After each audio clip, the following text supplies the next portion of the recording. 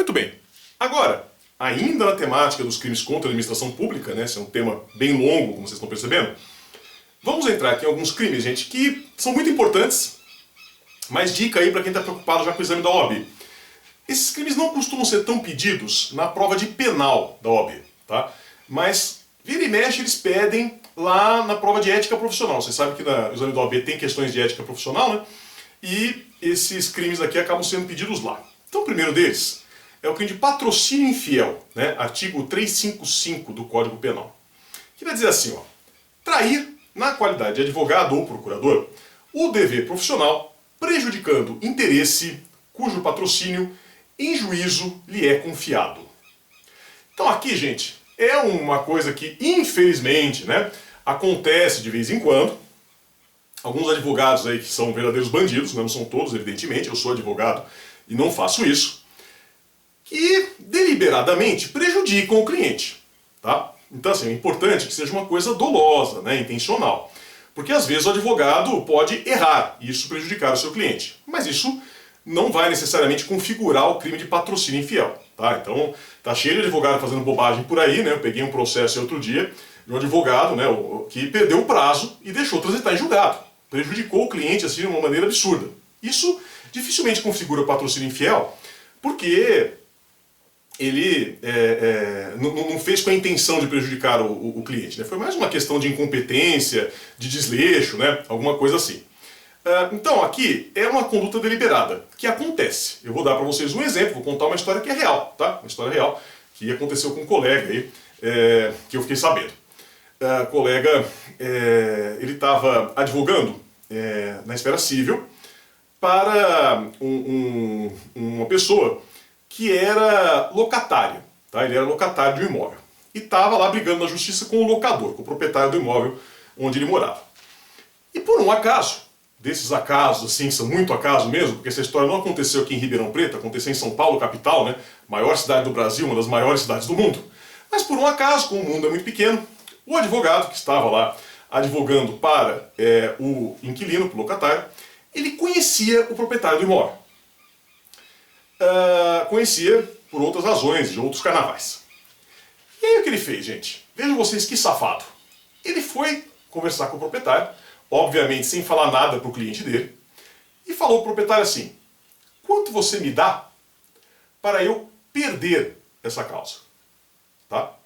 E aí ele acertou lá um valor, né? Então o cara pagou lá para ele uma quantia, não sei quanto que foi, não quero saber, e o advogado fez o possível para perder. E de fato perdeu, né? O cliente dele se ferrou, né? E aí ele pega e conta uma desculpa esfarrapada qualquer para o cliente, né? Fala que o juiz estava comprado, que o caso era muito difícil, que não tinha jeito, né? E ganha dinheiro de todos os lados, né? Ganha dinheiro do cliente, ganha dinheiro da outra parte, né? E faz uma coisa totalmente errada. Isso, gente, não pode acontecer. Isso é um absurdo total, né? Acho que eu não preciso perder muito tempo falando isso, não pode fazer isso.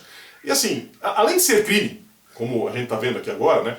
Ainda é muito ruim para o advogado, tá? Então, assim, mesmo que não fosse crime, tá? O advogado não pode fazer isso, porque não tem jeito, é claro. Todo mundo sabe, né? Vocês já ouviram falar e ouviram falar certo, que a advocacia é obrigação de meio. O advogado não tem obrigação de ganhar nada, né?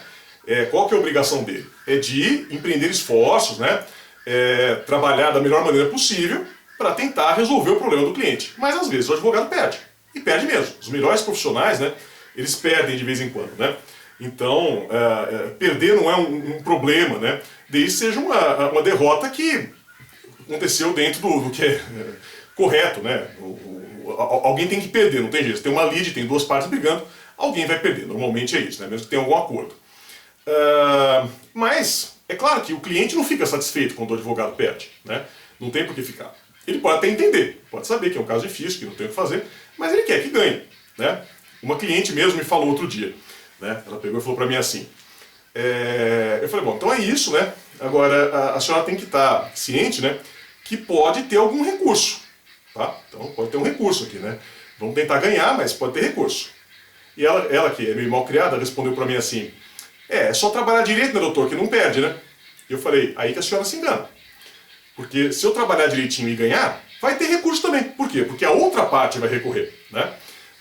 Então, é muito importante que o advogado tenha, né, essa transparência, essa honestidade de pegar e falar para o cliente exatamente o que vai acontecer, o que vai deixar de acontecer, e nunca trair o cliente, né? Nunca deliberadamente, propositadamente fazer uma coisa que vai ser ruim para o seu próprio cliente. Isso é um absurdo, né? Uma coisa que não poderia e não deveria acontecer, tá? Infelizmente acontece, e aí vai ser esse crime.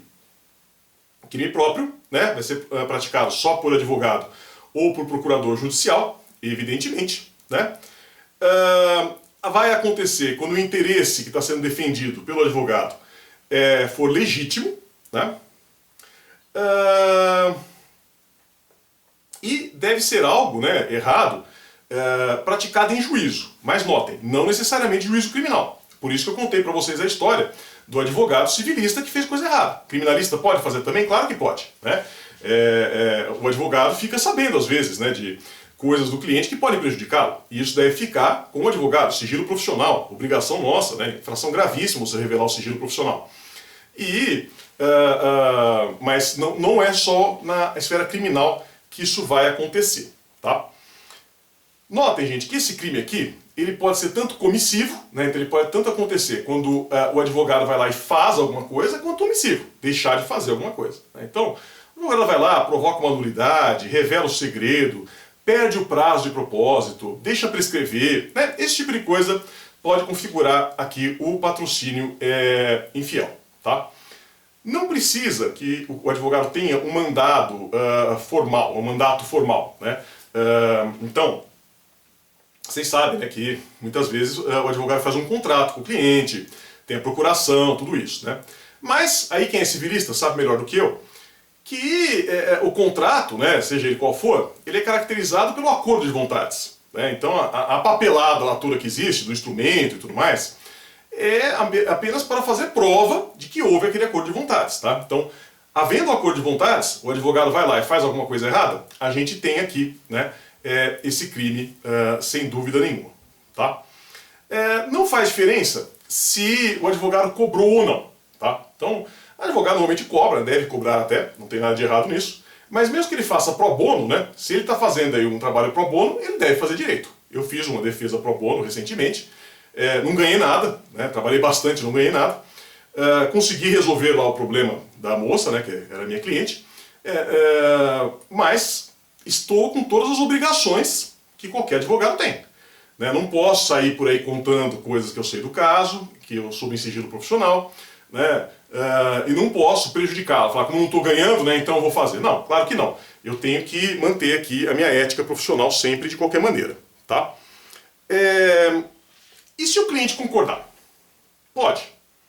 Olha, é aquele negócio, né? Vocês já conhecem sobre consentimento do ofendido, que nós estudamos naqueles bons tempos em que nos encontrávamos pessoalmente. Consentimento do ofendido muitas vezes exclui o crime. E aqui não é diferente. Mas qual que é a regra fundamental para que eu tenha a exclusão do crime? A regra fundamental é que seja um interesse disponível. Então não tem problema, se é um interesse profissional. E o cliente fala para o advogado, ó, não tem problema, eu posso perder esse apartamento, não estou nem aí. Aí não tem crime, tá? Mas precisa ter um consentimento aqui muito claro, né, dado, seguindo todos os requisitos para que esse consentimento seja válido juridicamente, e sempre um bem disponível, um interesse disponível, né? Interesse indisponível, como a vida, por exemplo, o advogado também continua cometendo crime, tá? Consumação se dá aqui com prejuízo ao cliente, então, por isso vocês conseguem ter facilmente aqui a tentativa, né? Às vezes o advogado pode tentar perder o prazo, mas o cliente percebe, né? Contrata outro e resolve o problema, né? Porque só tem o crime com prejuízo efetivo, né? E se for um litisconsórcio, né? Aqueles processos lá que tem um monte de cliente, o advogado prejudica todos eles. Entendimento aqui majoritário. Temos concurso formal. Ele vai cometer vários crimes, né? Um para cada cliente, um para cada interesse que ele prejudicou, em concurso formal, né? A pena mais alta majorada. Tá bom? É isso. Não percam. Na sequência a gente fala sobre um outro crime ligado aqui à questão de advocacia.